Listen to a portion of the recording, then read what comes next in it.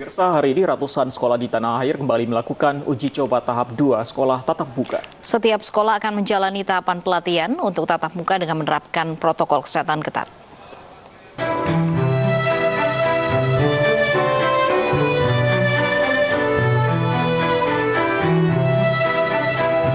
Hari ini, 83 sekolah peserta uji coba tatap muka tahap 1 kembali mengikuti uji coba pembelajaran tatap muka PTM tahap kedua.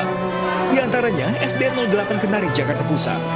Siswa-siswi melaksanakan ujian sekolah yang lebih cepat dari kadar akademik guna memberi waktu lebih untuk guru-guru mengolah nilai.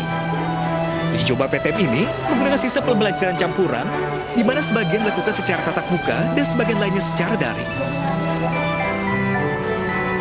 Untuk protokol kesehatan kami melaksanakan secara ketat, kedatangan siswa tetap wajib menggunakan masker ya, kemudian juga menggunakan face shield. Saat itu di termogan, sekiranya memang terjadi hal-hal yang ada indikasi ke sana, anak dimasukkan dalam isolasi awal gitu ya, di awal. Tidak hanya di ibu kota, beberapa sekolah di kota Bandung juga mulai lakukan pembelajaran tatap muka terbatas, seiring dengan diizinkannya pembelajaran tatap muka oleh pemerintah kota Bandung.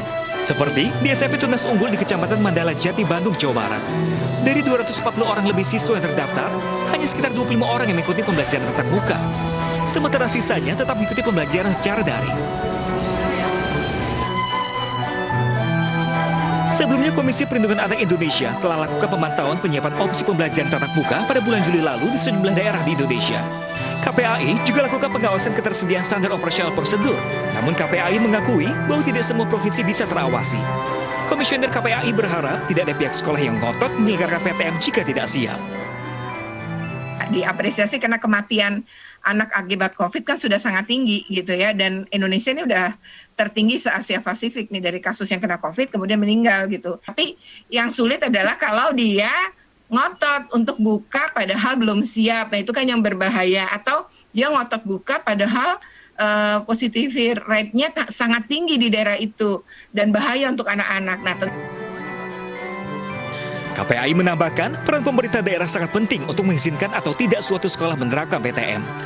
KPAI juga ingatkan pihak sekolah akan bahaya penyebaran COVID-19 jika kelalaian standar operasional prosedur terjadi dengan memaksakan pembelajaran tatap muka. Tim Liputan iNews melaporkan.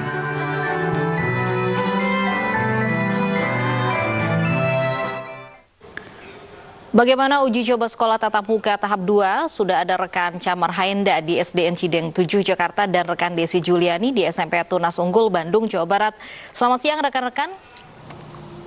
Baik, kami ke Camar terlebih dahulu. Camar, bagaimana protokol kesehatan yang diterapkan pada uji coba sekolah tatap muka di SDN Cideng? Ya, Fandi, Lovi, dan juga pemirsa, untuk SDN Cideng 07 Jakarta Pusat ini menjadi salah satu sekolah yang telah diberlakukan uji coba sekolah tatap muka tahap kedua. Dan memang sampai dengan saat ini kegiatan belajar mengajar telah selesai dari pukul 8 hingga pukul 11 waktu Indonesia Barat. Terkait dengan protokol kesehatan, ini kami melihat tadi sebelum siswa masuk pada pukul 8, ini diberlakukan untuk pengecekan suhu tubuh menggunakan masker dan juga menjaga jarak. Dan untuk informasi selanjutnya adalah terkait dengan kapasitas yang ada, ini hanya diberlakukan sebanyak 50% dari total kapasitas yang ada untuk kelas 4 dan juga kelas 5. Dan memang ini diberlakukan pada hari-hari tertentu saja, dari hari Senin, Rabu, dan juga Jumat. Sedangkan untuk hari Selasa dan juga Kamis ini dilakukan untuk pemberian desinfektan agar mensterilkan di ruangan kelas. Dan memang sampai dengan saat ini kami melihat bahwasanya antusiasme dari siswa SDN Cideng 07 ini sangat luar biasa karena dapat melakukan kegiatan belajar mengajar secara langsung. Berikut tanggapan dari siswa SDN Cideng 07 Jakarta Pusat. Udah mulai bisa sekolah lagi nih secara langsung. Perasaannya gimana nih? Senang bisa bertemu teman lagi dengan guru-guru. Kalau di rumah bosan, nggak ada teman atau siapapun. Oke, terkait persiapan sendiri nih, ini nyiapin apa aja nih? Hand sanitizer, buku, pensil, pulpen. Oke, harapannya nih, ini pengennya lebih baik sekolah online apa offline? Offline. Offline ya. Gimana nih perasaannya sekarang udah bisa sekolah tatap muka lagi nih? Senang dan gembira Oke, kenapa nih senangnya nih? karena bisa bertemu dengan guru dan teman-teman. Kalau misalnya di ini apa ngerasa bosan atau gimana kalau di rumah? Rasa bosan dan diam. Ya, Fandi, Lofi, dan juga pemirsa, memang dapat dilihat antusiasme dari siswa SDN Cideng 07 sendiri karena dapat mengusir rasa bosan karena mereka mengaku dapat bertemu dengan guru dan juga teman-teman. Dan terkait dengan kegiatan ini juga akan berlangsung selama 3 minggu hingga tanggal 24 Juni 2021 dan akan dievaluasi apakah nantinya efektif dan aman dilakukan di masa pandemi COVID-19. Tidak hanya di DKI Jakarta saja, namun juga di Kota Bandung sudah diterapkan sekolah tatap muka uji coba tahap kedua ini. Sudah ada rekan Desi Juliani dari SMP Tunas Unggul. Rekan Desi, silahkan dengan laporan Anda.